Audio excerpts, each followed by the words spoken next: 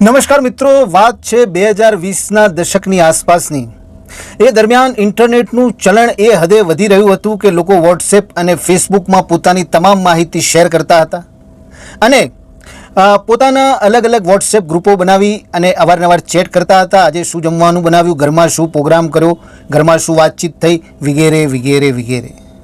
દરેકનું પોતપોતાનું અલગ અલગ ગ્રુપ હતું। કુટુંબનું અલગ ગ્રુપ, સાસરીનું અલગ ગ્રુપ, પિયરનું અલગ ગ્રુપ, મિત્રોનું અલગ ગ્રુપ, ઓફિસનું અલગ ગ્રુપ, સોસાયટીનું અલગ ગ્રુપ, દરેકના પોતપોતાના વોટ્સએપ ગ્રુપો હતા એ જમાનામાં।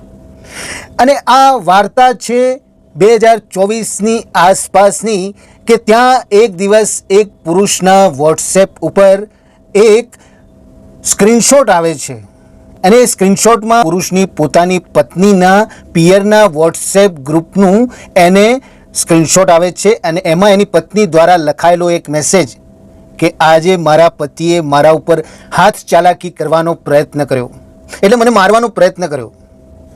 અને નીચેના જવાબો સાંભળીને તમે ચોંકી જશો સાહેબ। જે પુરુષ પોતાના સાસરિયાઓને ભલા ભોળા, નિર્દોષ અને નાજુક માનતો હતો તે લોકો એ નીચે શું લખ્યું છે એ હું તમને કહું તો એની પત્નીએ લખ્યું કે આજે મારા પતિએ મારા ઉપર હાથ ઉપાડવાનો પ્રયત્ન કર્યો।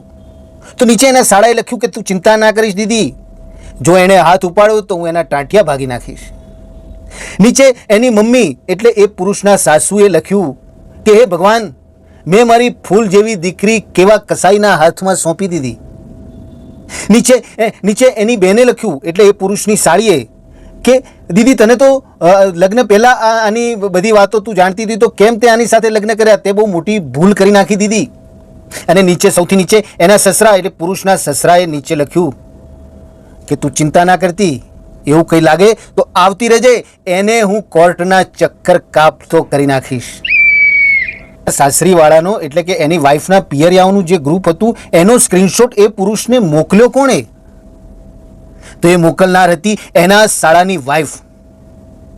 અને આશ્ચર્યજનક બાબત તો એ છે કે આ બધા મેસેજની નીચે એટલે એના સસરાએ જે મેસેજ કર્યો એની નીચે એના સાળાની વાઈફે પણ મેસેજ કર્યો કે એમાં શું દીદી, આ બધું તો થતું રહેવાનું, તમારા ભાઈ પણ ક્યાં ઓછા છે। અને દરેકની બોલતી બંધ કરી નાખી।